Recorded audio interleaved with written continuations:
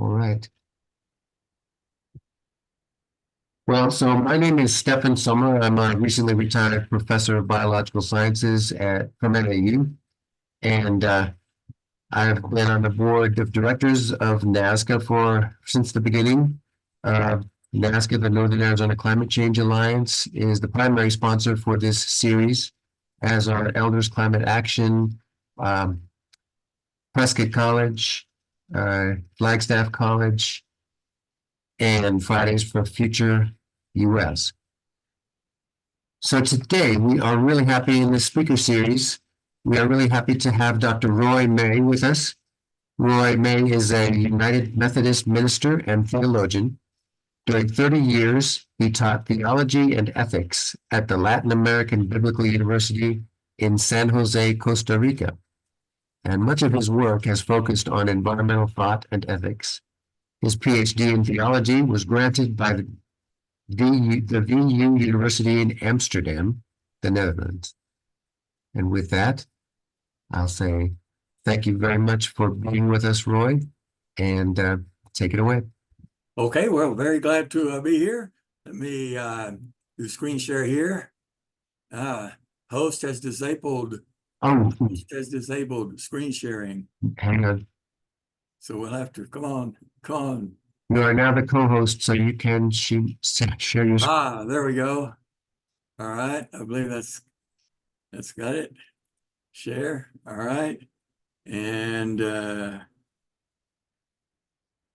is that the one? Yeah, well, didn't work that way. How's that? Looks good. All right. Well, I'm glad to be here. Religion and climate change is a very broad part of what I might say this afternoon. Could be a lecture in itself, or a book, or even a whole course. So we'll have a kind of a rapid overview. And also, when we think about the theme religion and climate change, we'll also need to understand that not any religion speaks directly to climate change, because climate change has only come to the fore as a concern in recent years. And at the time that religions emerged, probably wasn't an issue. However, it is not to say, and what I'll try to demonstrate, is that certainly religions have a lot of resources within them that we can use as we struggle against the climate change and many negative aspects regarding the environment. Let's see, how do I get rid of this top part up there? I have well, does it show? Do you see my titles there? Oh, there we go. Now I lift it up. All right. Let me talk just a moment about religion and climate change. I'll also talk about, look at some of the what do we mean by religion? Look at some of the very positive resources that can be found within world religions. But I'll concentrate on my own religious tradition, which is the Christian tradition. That's the only one I would have any sort of real credibility to talk about. But we can look briefly at some other traditions too, because one of the things which I think is important to show is that in spite of the great differences among religious traditions and differing ways in which traditions relate to the natural world, all of our religions have resources that can be used in ways that would be very favorable for a much more healthy environment, if you will. But why religion and climate change? Well, first of all, religion, let me say, you can either use it in the plural or the singular. Let me say something about, I'll say something more about that in a moment. But religion has always been concerned about the natural world and about the way humans are related to it or ought not to be related to it. Now, different religions will do that in different ways, but we find that the question of the natural world and humans' relationship to it is a central part of virtually all religious traditions. We look at climate change, and of course, is a macro environmental issue that encompasses every aspect of life and maybe even affects religious beliefs and practices. We also see in one of the things about religion and makes it important to think about is that religions often promote practices that are anti-environmental and destructive of community life. I think we can see that very clearly in some of the religious expressions that we have around us here in the United States and other parts of the world today. And as I said, which I think is the most important thing for us to try to understand, is that religion also has deep moral resources for facing climate change and for promoting lifestyles in ways relating to our fellow humans and other living creatures that can be very positive for focusing on new ways of or healthy ways of relating to the natural world. Climate change, well, Stefan has given lots of lectures on what climate change is about, and I think there are many others in this series. Long-term changes vastly accelerated by human action and worldwide that affect worldwide climate, average temperatures, precipitation, characterized mainly by overall warming, causing drastic changes in local and regional weather patterns. We see that virtually everywhere. Even some people who deny that we have climate warming also are now seeing that we're having rather drastic changes that are occurring in regional and local patterns, and they have all kinds of effects aside from the immediate change or drastic changes that we see. And I think that in some way, climate change, and in terms of this particular talk, is sort of a summary expression now for all environmental questions and the human nature relationship. So what is religion? Well, this too could be an entire course in itself. But in synthesis, very briefly, religion is the name that Western culture gives to humanity's primordial search for ultimate meaning, significance, and purpose in the cosmic order. The search for ultimate meaning, significance, and purpose we find deeply embedded in all religious expressions or all religious traditions, certainly done in different kinds of ways. And I think that if there is one thing that does set human beings apart from other forms of life, although we share many characteristics, but it is the search for ultimate meaning that in many ways is what makes us human and what separates us from perhaps other animals, at least as far as we can understand. No other form of life, no other animal spends time searching for ultimate meaning and wondering what its purpose is in the cosmic order. But human beings do, and we've been doing that for many, many, many thousands of years. We can see that in the very ancient rock art that now goes back 50 to 100,000 years. So virtually all of the time that we have been humans, we have been looking for the meaning of our life within the cosmic order. And that is the basic meaning of religion. Now, religion is expressed through symbolic representations, rituals and movements, ceremonies, celebrations, beliefs, and moral teachings. We also need to remember that the origins of religion are in primordial times. That is, they are pre-scientific as we know science today.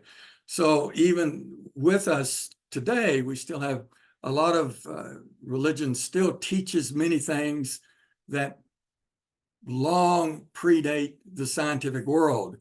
And this is a problem for religion as it tries to, well, it always has, as it's tried to move through different historical moments. It's had to adapt, if you will, to new understandings of the world about us. But religion has these pre-scientific roots that can be both positive, but they can also be kind of negative as we look at ways of understanding the world today. And also, as I said a while ago, we can talk about religions in the plural. Religions, sort of the overall generic term for what we're talking about, and religions in the plural would be the specific historical manifestations of religion as we know them today. So we can talk about the Christian religion or the Jewish religion, or we can talk about the various religions that are found in the Far East. That is, there are many expressions of religion, but all of them have this same deep concern for ultimate meaning. And also, religions are certainly related to the material conditions and needs of human life. That is, the search for ultimate meaning most certainly is rooted in the need for human beings to reproduce themselves, to find ways of living and living well within the natural order. And so what we find a lot of times, what the initial sort of material conditions then become interpreted in sacred or religious ways in order to justify or change or have some bearing upon what those material conditions are. I think we can see this as we look at the various religions throughout history. I'll mention that more specifically in terms of the Judeo-Christian. We also, I think, need to understand that there are different types of religions. They're not all the same. So we can talk about, as sociologists do, ideal types. Ideal types are sort of broad stereotypes, if you will, of different things. But by creating an ideal type helps us to differentiate, as long as we understand that there are all kinds of contradictions even within the ideal type. But we can see that there are differences in kind that have bearing upon the way, in this case, religion would relate to any number of things, particularly the natural world. So we can talk about nature religions, and the originating matrix is nature. That is, importance is on natural phenomena such as earth forms, seasonal cycles, movement of the stars, trees, animals, human fertility, fecundity of the soil, and animal life. Many people celebrate the solstice, for example. That's very important in nature religions.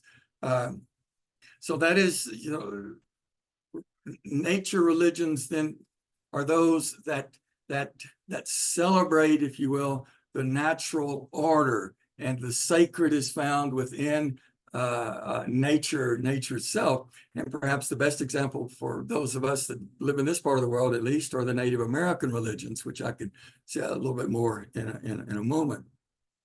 But we also have another kind of religion that we would call historical political religions. And here the originating matrix is social movements, occupying territory, establishing national identity, building a social political order. All of those things are given religious significance. And the prime example of those kinds of religions would be Judaism, Christianity, and Islam, because these religions emerged through social struggles as they sought to, in the case of Judaism, to establish itself as a nation and as a people. Christianity, as it struggled for a new social order based on social justice and the poor, and Islam as it sought to re-identify its own identity apart from Judaism and Christianity in a historical context. So we have these two basic kinds of religions, and these these ideal types have a great deal to say about how a particular religious manifestation or tradition will relate to environmental questions even today. So we talk about these religious traditions, nature and environmental ethics.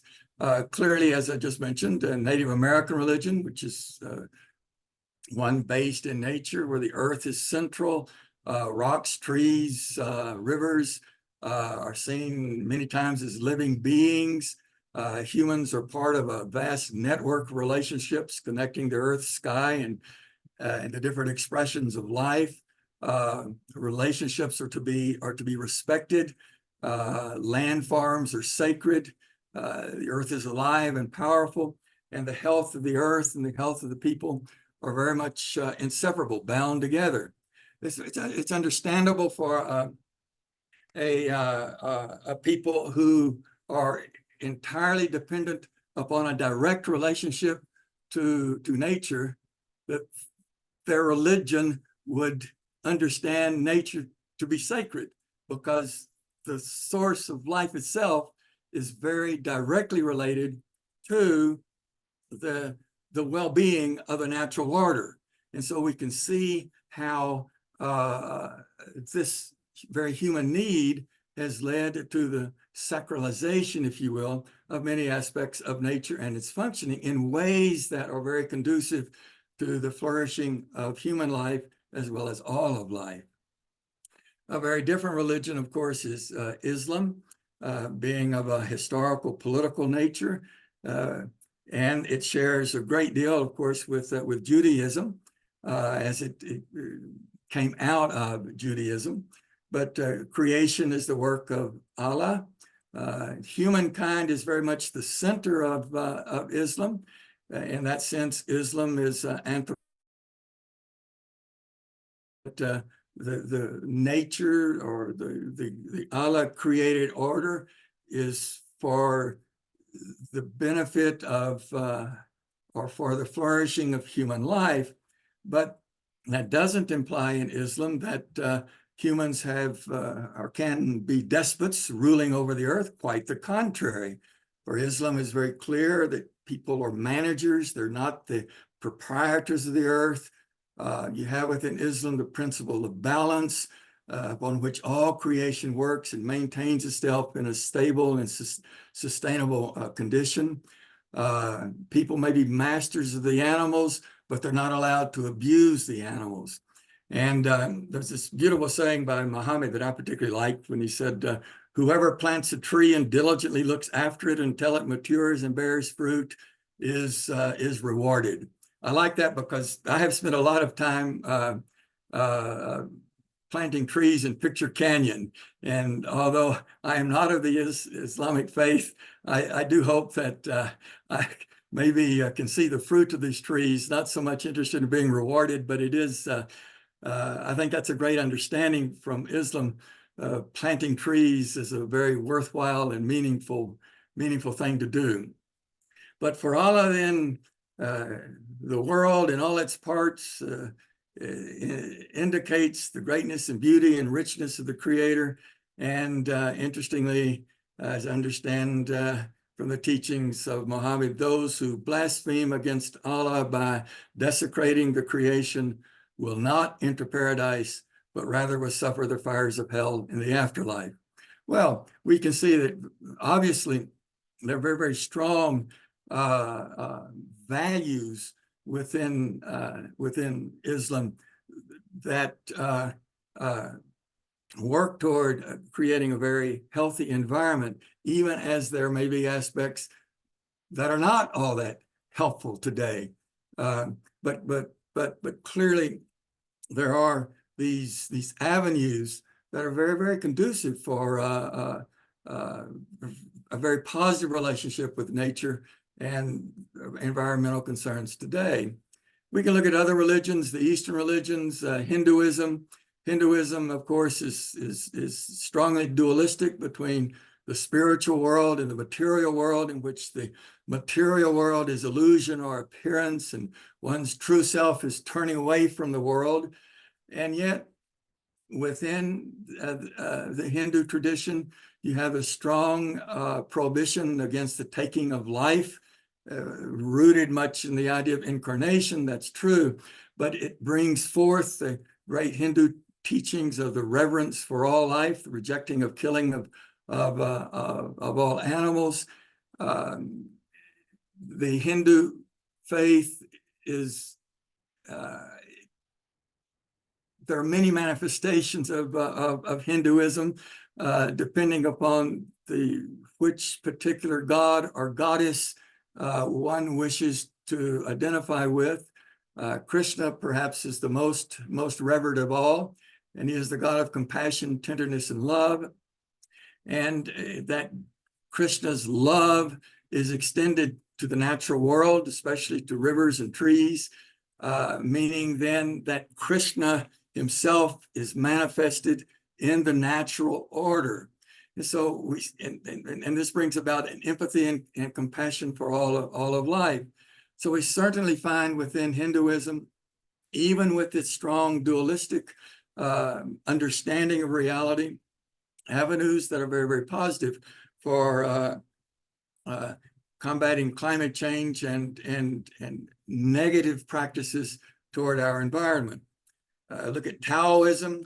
Back in my day, a lot of us wanted to follow Tao, or the way, where personal fulfillment is to follow nature, to live in harmony with nature, to go with the flow, if you will, to understand nature as an unfolding process, that we are a part of that process that leads to peace and to good health.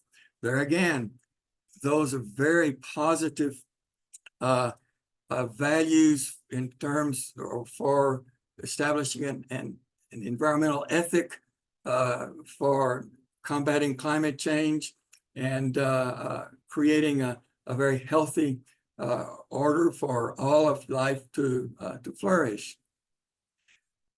But let me say more about tradition, because as I said at the beginning, that is my tradition, and this is what I've been working on for a number of years.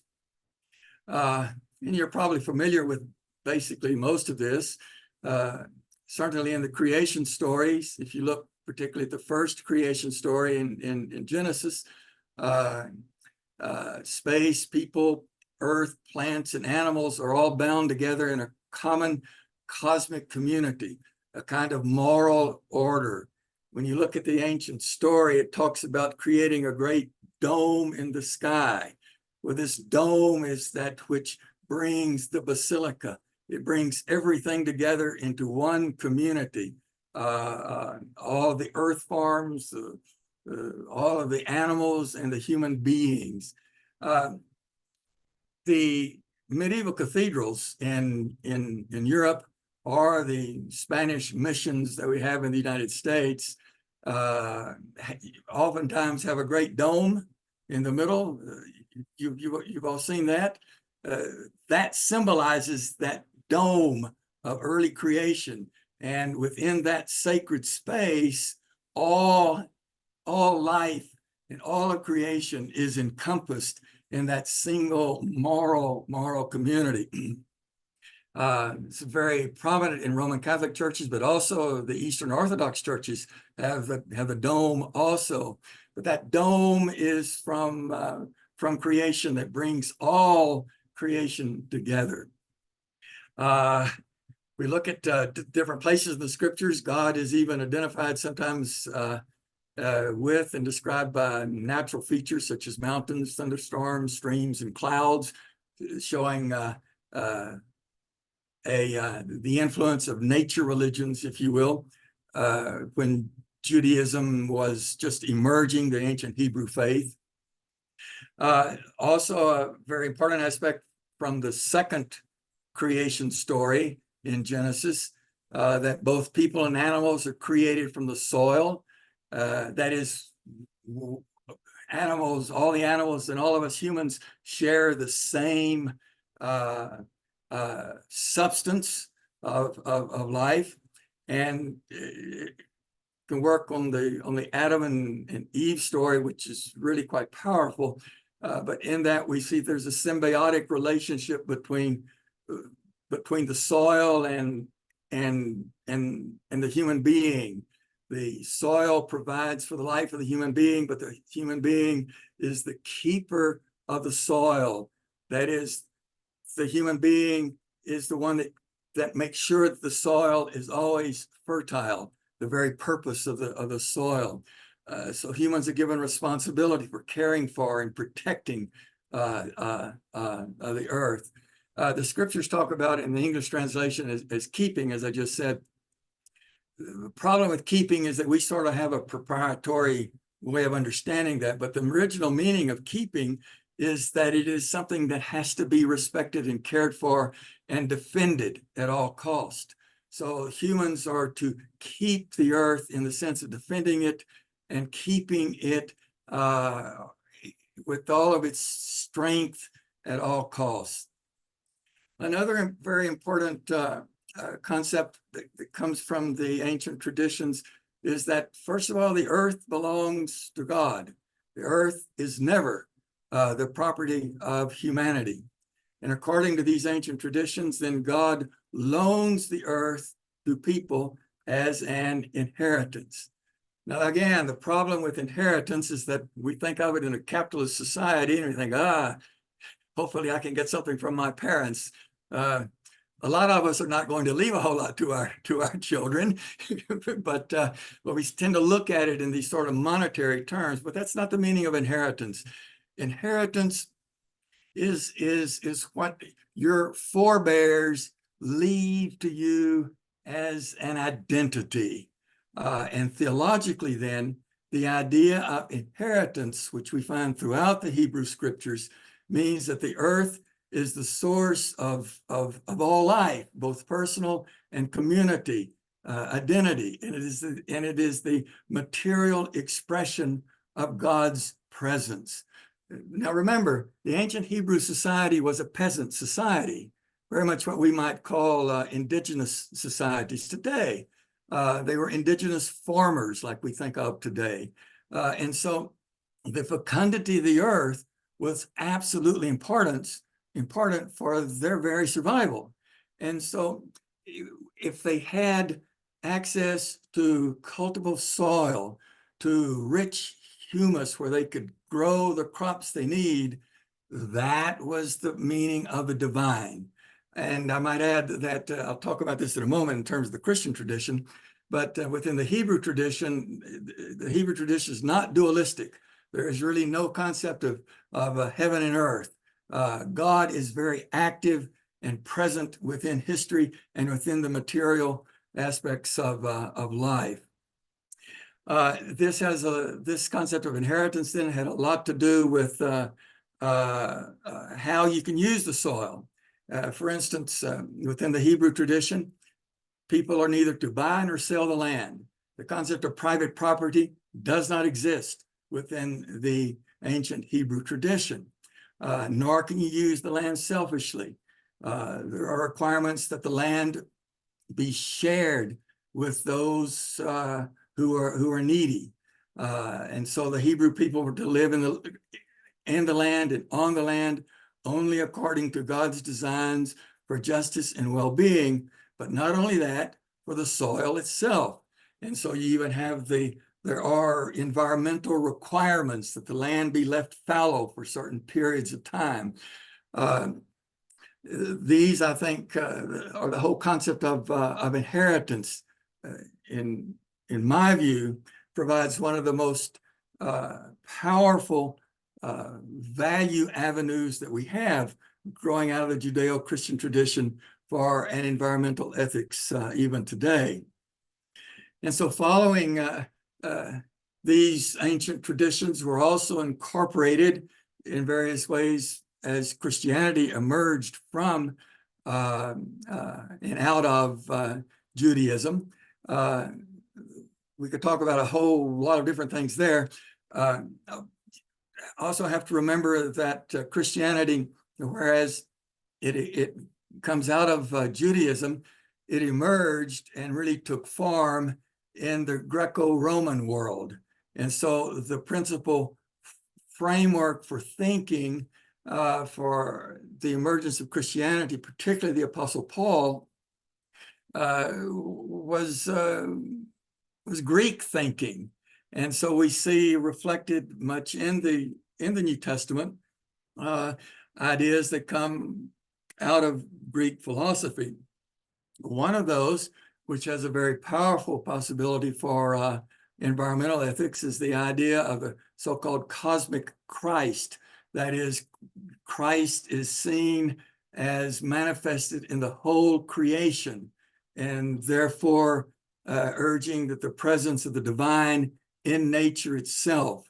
There's a lot of work that can be done on that, but within that particular strain of the Christian tradition, to disrespect the natural order is to disrespect Christ himself.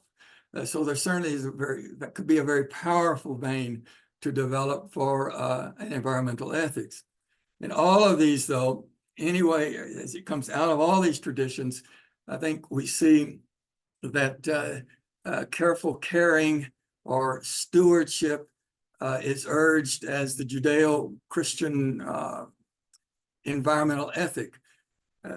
There's a lot of discussion too about the meaning of stewardship, but we have to understand that stewardship is about our relationship to the land. It's not something the land needs from us. Stewardship is about our respecting the needs of the land. That's what stewardship is about. If I'm a steward of something, it's not mine.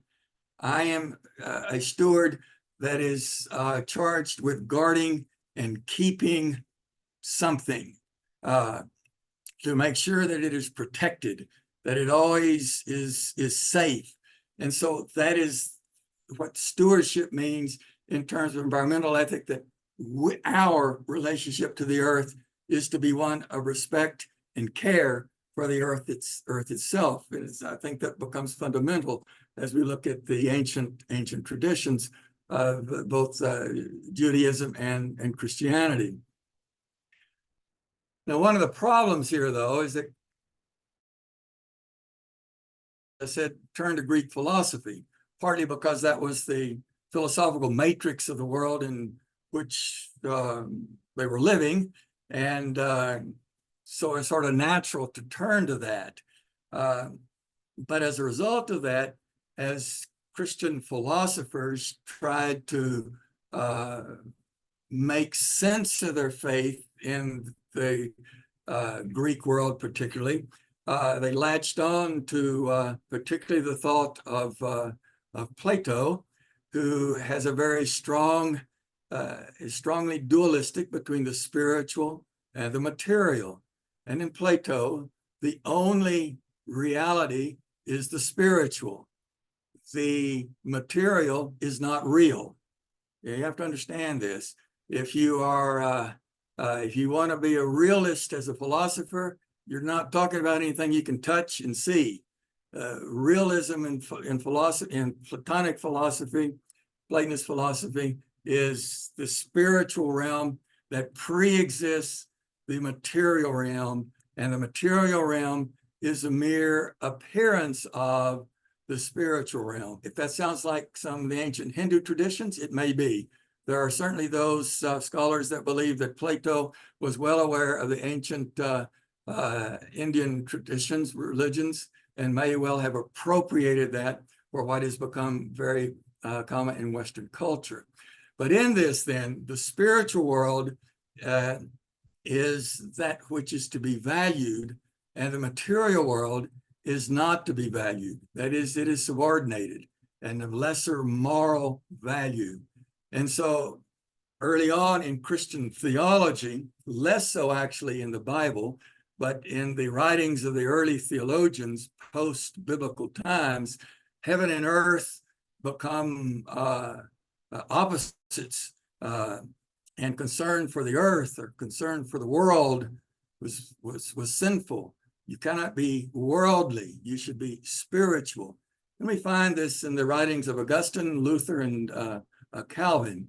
And within this, there's obviously a sort of an anti-concern for nature and the environment. And it continues to be very, very present in many religious or Christian expressions today.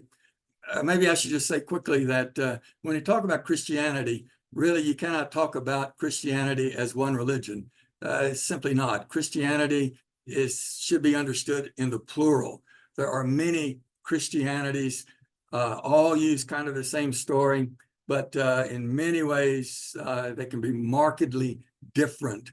And so I can be talking with some people that claim to be Christian just like me, and I don't even know what they're talking about. Sounds to me like a totally different religion. They'd say the same thing about the way I talk about Christianity. So we have to understand that there have been multiple ways throughout history that Christianity has broken into many different ways of understanding the same faith. And so there are really Christianities and not just Christianity. We also need to, though, look at what happened with the emergence of European imperialism and the Industrial Revolution, 17th, 18th, and 19th century. At that time, Europe was beginning, Europe and with Industrial Revolution, science and imperialism emerged together. And they emerged primarily in Western Europe, especially growing out of England and France and Holland, the great imperial powers of early on. They took these ancient Hebrew traditions and Christian traditions and turned them into justifications as the moral basis, if you will, for colonialism and the destruction of nature for industrial purposes. They disenchant nature. They take the divine out of nature so that industry can have resources. Science secularizes the earth so that it can be studied as an objective reality. And stories from the ancient Hebrew tradition of humankind giving authority to rule over the earth was taken as authority to be imperialistic. And so what we have are readings of the ancient traditions according to the needs in between quotation marks of the expanding European nations. And those ideas continue to be very much present. They're not biblical ideas. They're not justified with the biblical history, but that's the way they're being read. Yes, Stephen. I just wanted to bring forward a question from Julie. She writes in the chat, how did manifest destiny come to be such an overpowering dogma for the US? It is so contrary to a cosmos or cosmic Christ. Well, I think it has everything to do with what I was just talking about, the emergence of European imperialism and industrial revolution. The early colonists in the United States understood themselves as living out the biblical mandate to particularly one of the scriptures which I mentioned, Matthew 28:18, go ye into all the world. So the and the idea that comes from the ancient scriptures of Jerusalem as the lighthouse on the hill for all nations. So the early colonists of the United States understood themselves as on a religious mission, moving into the new world to set forth this new way of life.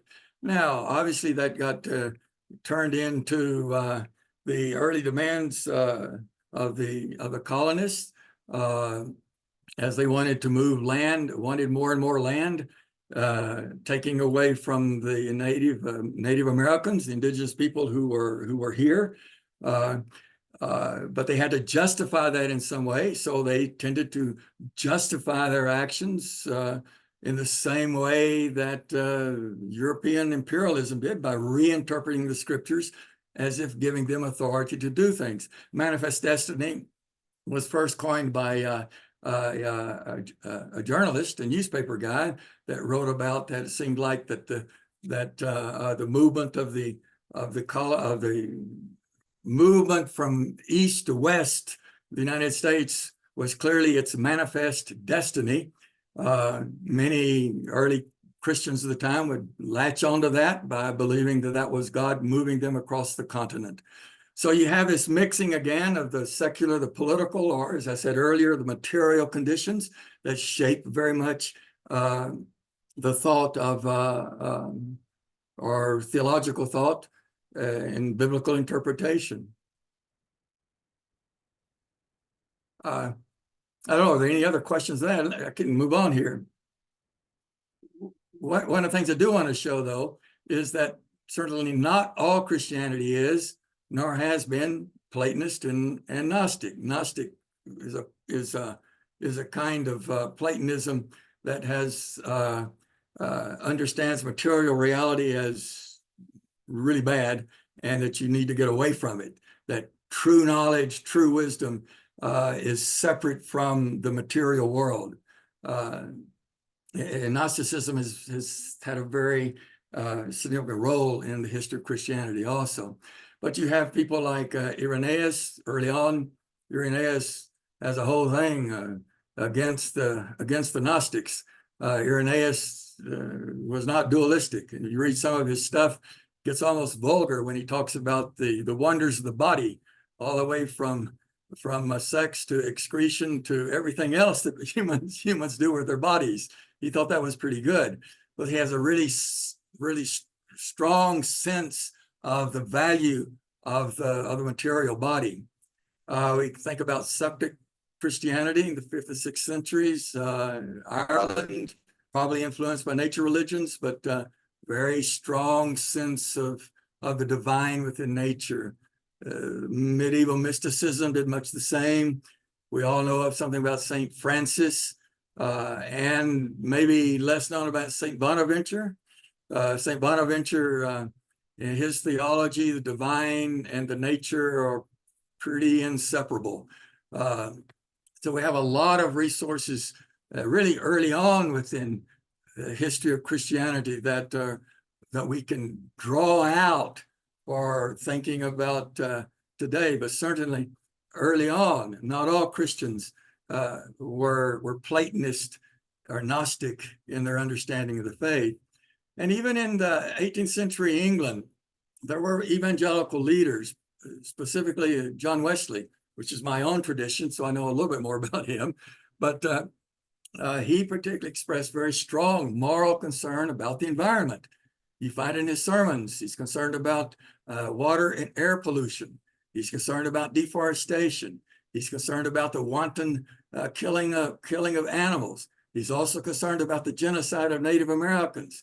He's concerned about a number of things that from there in the 1700s, he was already in a sense looking at what was not only happening in the world of his time, but what has continued to happen and continues to happen even in our own day. So we have those kinds of leaders even in the 18th century. Dramatic changes occurred within Protestantism in the beginning of the 19th century, whereas where the liberal Protestant tradition emerged and broke with literalist biblical interpretations and what we call fundamentalist theology. And the sort of what characterizes the liberal Protestant tradition is that it's acceptance of science, and in many ways merged heaven and earth. And what we see today then is that although most evangelical Protestant traditions tend to be very anti-environmental, the various major Protestant denominations are quite the contrary and have long-standing programs on the environment and climate change. So we can look particularly at the World Council of Churches and the Roman Catholic Church. The World Council of Churches, which groups together some between 300 and 400 major denominations. The Roman Catholic Church is not a member, but it is an affiliate friend, if you will. The Orthodox churches are members, but it's had environmental concerns and eco-theology programs at least since the 1970s. And now for 20 years, it's had a program called the Care for Creation and Climate Justice. And the purpose of these programs is to promote environmental consciousness among churches worldwide. There have been some very significant pronouncements by the World Council of Churches on the question of the environment, on the question of climate change. And as I said, they have a full-time theologian that does nothing but work on questions of theology and climate change. And they produce a lot of literature that's available in various languages for churches to use throughout the world. We look at other denominations, Lutheran, particularly the Evangelical Lutheran Church in America, the Presbyterians USA, United Methodist, among others, have made strong pronouncements on the environment and all have programs to promote Christians taking responsibility for change. My own denomination has a whole program called, I forget the name of it, but it's the whole training program to work with individuals to work on environmental issues from within their local congregations. And of course, what the world saw is rather dramatic. You have Laudato Si on care for our common home, the papal encyclical of 2015, in which Pope Francis commits the Roman Catholic Church to very active involvement in protecting the environment, and specifically mentions climate change.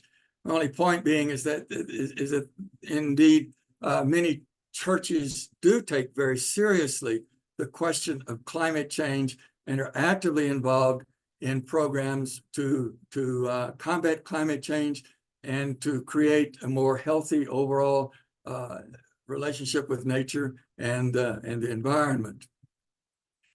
So as we look at these traditions and what churches are teaching today, just very rapidly, I think some of the spiritual values for combating climate change that we can find within the tradition is that the idea of stewardship in the sense of care for the earth, gratitude and humility, emphasizes sharing, Sabbath rest, the seventh day. They could talk a lot about that. To me, it's a very powerful idea that sort of keeps us from controlling the earth. Justice, which is a fundamental concern within the Judeo-Christian tradition, well-being, ensuring sustainability, hospitality, community. Both of those are very prominent within Hebrew and Christian traditions. The whole idea of living convivially with others. So those are all some of the values that come out that would shape an environmental ethic. Yes, Stephen? Well, let me bring another question forward. This one from David Spence about, is there a translation of the Bible that incorporates care for the environment, God's creation, better than previous translations? Well, the answer is yes. Although what we're really talking about are David, are just good translations of the Bible that are more accurate in terms of the way in which we understand words today. And there are also multiple translations. The main translation that most Protestant churches use is the Revised Standard Version, and now there's recently what's called the Revised Standard Version Revised, which is an updating of the language. And it among the things that it takes into account is concern for the environment. That's not to say, though, that texts have been rewritten so that they reflect climate change for today, but that they are more clear in terms of how we can understand those in terms of today. Also, I didn't prepare a bibliography for this, so you'll have to pardon me. But there is also, I know there's a translation called the Green Bible, which they've gone through very specifically trying to translate at least major portions of the Bible to make it fit well with environmental struggles for today. So the answer is yes, in the sense that biblical translators, as they work on the scriptures today, are very sensitive to issues such as climate change, environmental concerns, as well as many other issues, and try to do a translation of the Bible that accurately reflects the ancient text, but also in a way that speaks to us today. Yeah, very interesting question. There are quite a few books on, there are lots of books written by Christian theologians also about the environment. The bibliography for that would be quite extensive. Whether anybody reads those books, that's another thing. But certainly the material is there. Well, start closing here. Why climate change is important for religious people? Well, as I've been trying to say, religion powerfully influences how people live. I think that's pretty evident. Religion has always been concerned about relationship between people and nature, sometimes for good, sometimes for bad. But all of the questions of environmental quality and eco-functioning and flourishing of life, religion in some way influences all of that. Climate change tells us much about how we're living in the world. Climate change touches every dimension of life as we know it, and that is a deep religious concern found in virtually all of the religious traditions. And religious traditions contain deep spiritual and moral resources to redirect us toward convivial living in an interdependent earth. However, again, it's a certain caveat. We have to understand that religious traditions about nature and humankind, again, as I said, were developed in ancient times. Therefore, they reflect meanings and situations very different from today, and no religious tradition, ancient religious tradition, speaks directly to our times. Back to David Spence's question about the Bible translation. So we always have to interpret and reread, if you will. And so to be relevant, traditions have to be interpreted and thought again, taking into account modern knowledge, contemporary environmental situations, such as climate change. In my own perspective, we do theology, and the way I have done theology can never be done alone. Theology can be done only in dialogue, not only with philosophy, it has to be done in dialogue with science, has to be natural and hard sciences. It has to be done in dialogue with the social sciences. It has to be done in dialogue with all the many kinds of knowledges that we have today. So in that sense, in my understanding of theology, a theologian is quite interdisciplinary, quite eclectic, as theologians seek to understand the faith in ways that are meaningful today. So let me finish with this statement by, I can't get it across here well, David Hallman. Part of mine is cut off because we got pictures here. But in discerning the spiritual values from Christianity and other faiths, which could undergird a more sustainable approach to social life in the 21st century, we find a significant resonance of ideas among the faiths in terms of the sacredness of the earth, the place of the human species as an integral member of the broader life system, the need to protect, the need to respect life, including that which has gone before and that which will come after.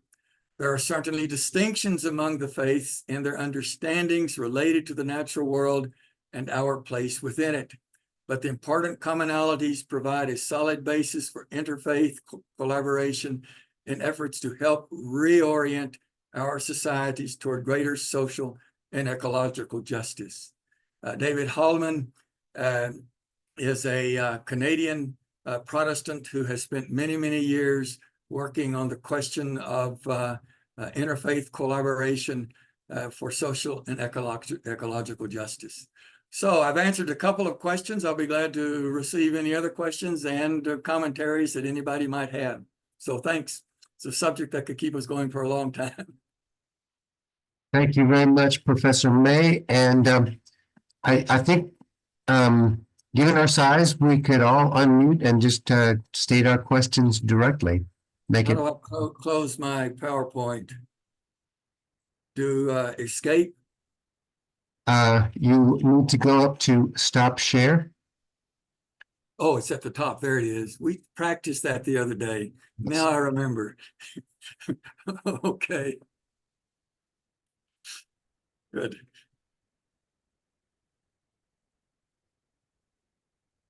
Well, any additional questions for Dr. May?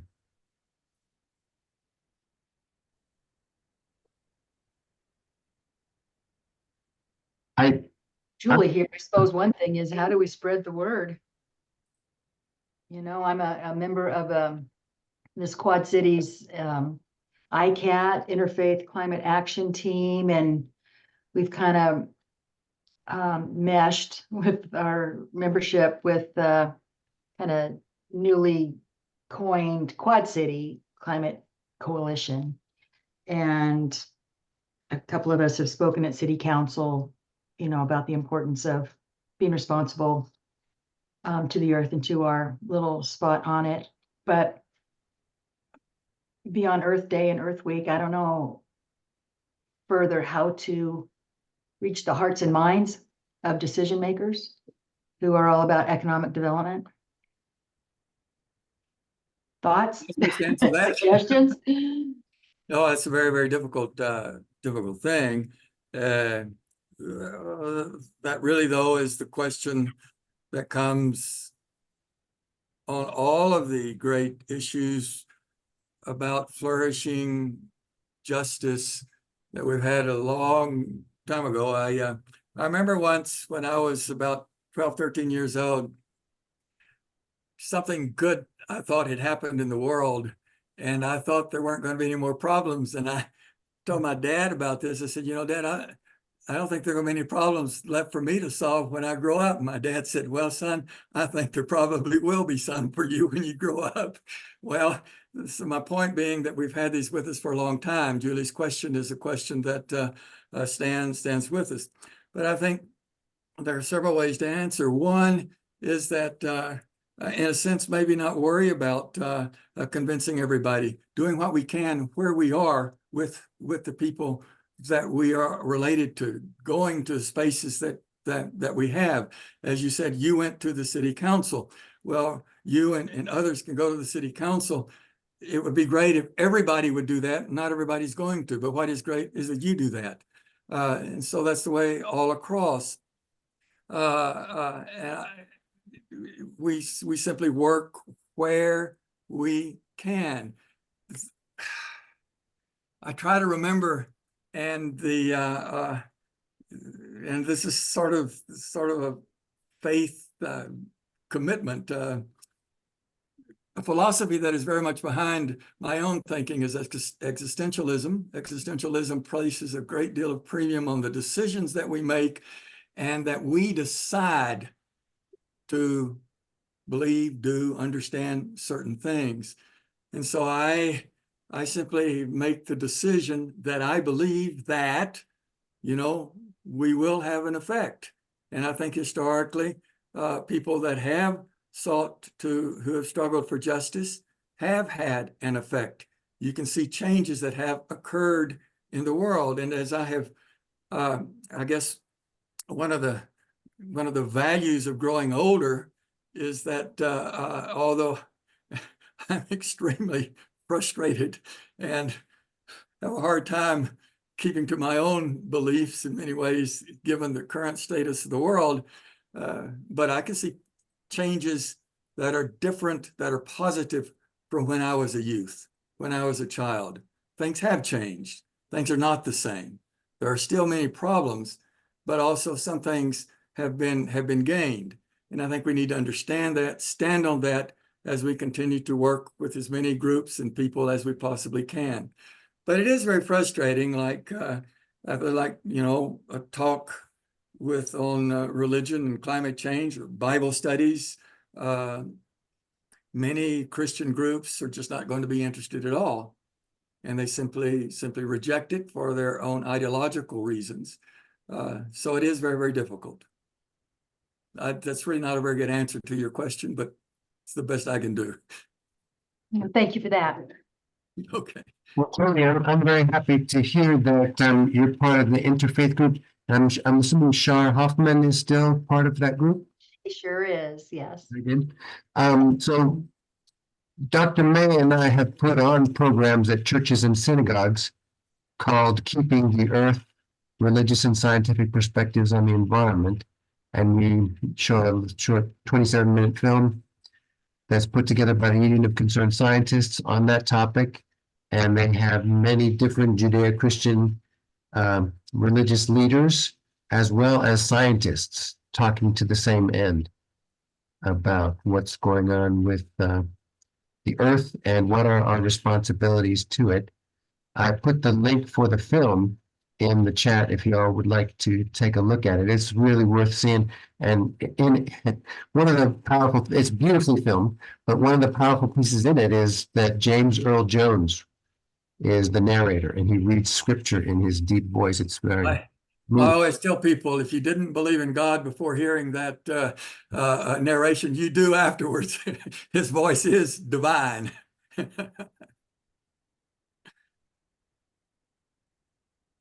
All right, I've grabbed it. My church, I love my church. The First Congregational Church, it's in the oldest building in Prescott, beautiful historic stone church founded by the Pilgrims. And Right. yes, and so it was Pastor Jay who asked me to represent the church with ICAT.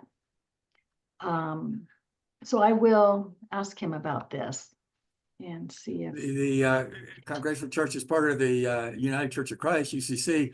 Just have very strong positions on the environment in a very, very positive way. Yes.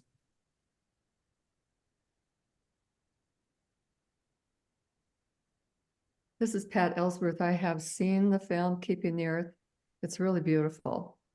And I've mentioned to Stefan that I would like to take that film to various churches in Flagstaff.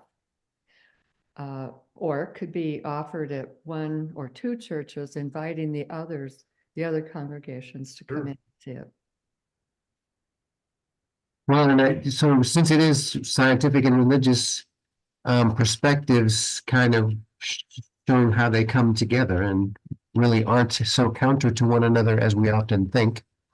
That's why it was great for having me and Roy both there talking from the different perspectives. And if you need somebody, just say so, and I'm happy to do it. And down in Prescott as well, Julie. thank you. Yeah. I'll be in touch. Right, let me put my email address in the chat.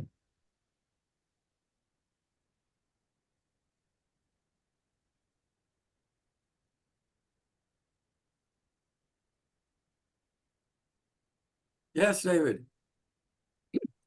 Hi, I'm a member of the Episcopal Church here in Flagstaff, and I serve on, or I'm participating in a creation care council that focuses on the Diocese of Arizona. So all 60 Episcopal parishes in Arizona are involved with this diocese level creation care council.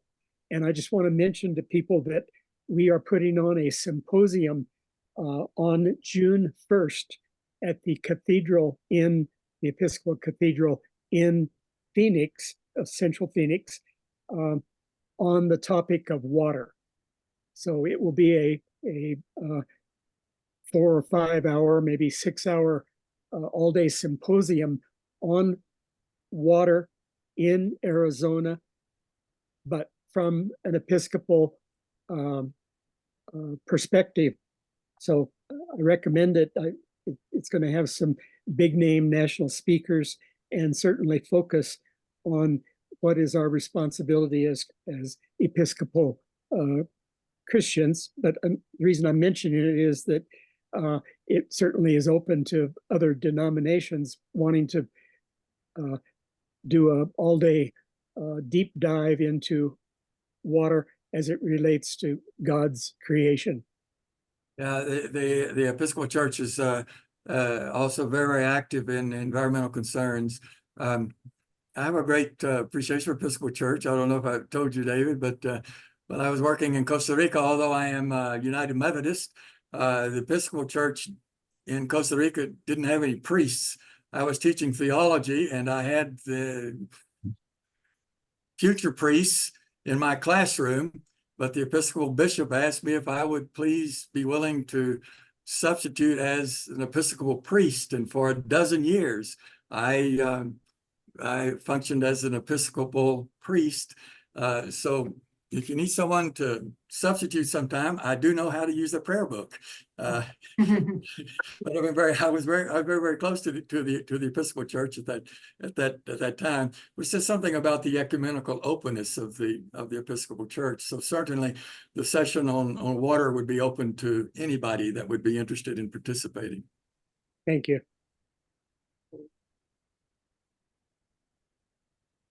Julie, did you used to live in Flagstaff? Oh, many years ago, yes.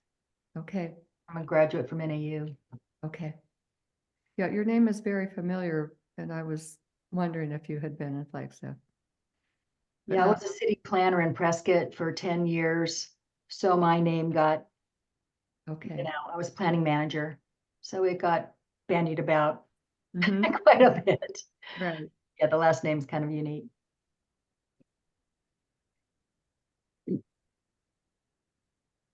Sure. David. Yeah. I just like to mention two organizations that are ecumenical in their structure that are dealing with the environment. One is Interfaith Power and Light. Yes. That's one group. I think it's largely Protestant, but maybe Catholic, Roman Catholic is involved as well. So Interfaith Power and Light is organized into statewide chapters, and Arizona does have a statewide chapter of Interfaith Power and Light. Another organization that's ecumenical to an extent is Evangelical Environmental Network.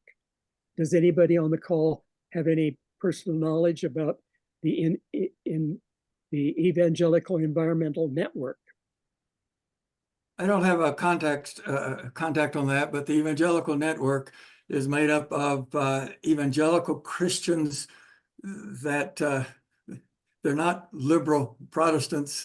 They are evangelical Protestants, so they maintain rather conservative, more orthodox understanding of the Christian faith, but they clearly reject the idea that Christians don't have anything to do with the environment. They are quite strong on environmental issues, and they will work at that, drawing upon that ancient traditions of the earth is the Lord's and the fullness thereof, and therefore we are called to protect it. So I think that's important, because sometimes we think that conservatives and liberals can never talk about or do anything together. In this case, they certainly can, because whereas I may be a liberal, and someone else may be a conservative, but certainly if we can come together on those issues, personally, at least, I have no difficulty at all working together. I don't know how many churches here in Flagstaff are members of the Interfaith Power Alliance. The Federated Church is a member. I don't know if other churches are or not. Episcopal is. Yeah, the Episcopal Church is your church too. And Power and Light. yeah, Interfaith Power and Light.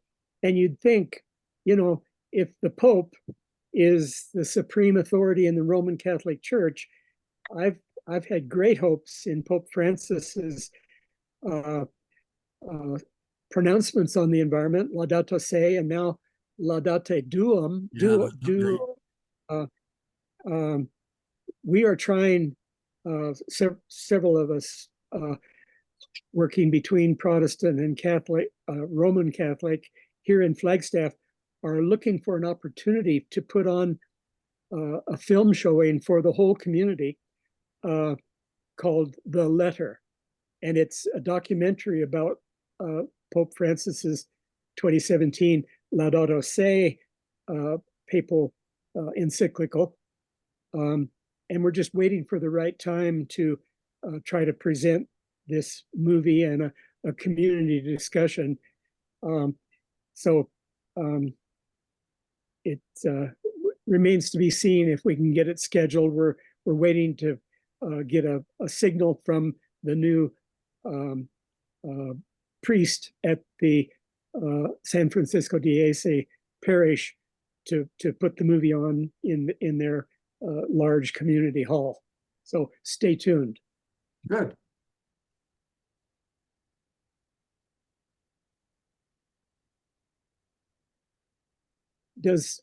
Has anybody on the call read through or know anything about the latest encyclical? How does it differ from the one from 5 years ago?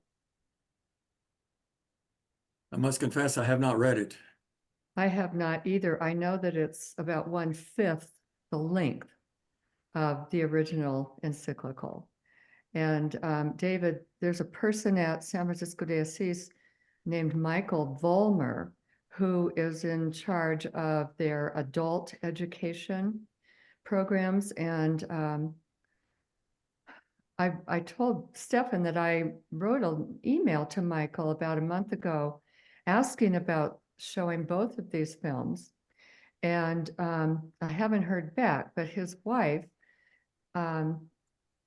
broke her hip while shoveling snow and had to have surgery. So I understand why I haven't heard, but I'd like to reopen that possibility with him. Well, he is very, very open to things. Yeah.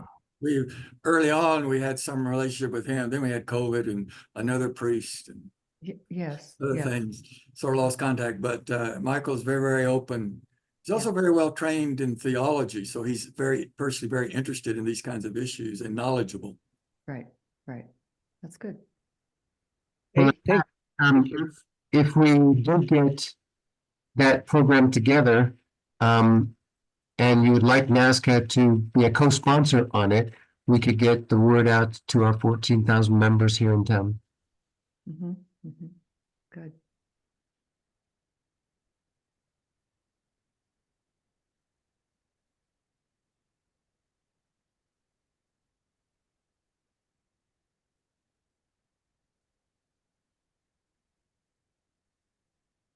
Okay, anything else?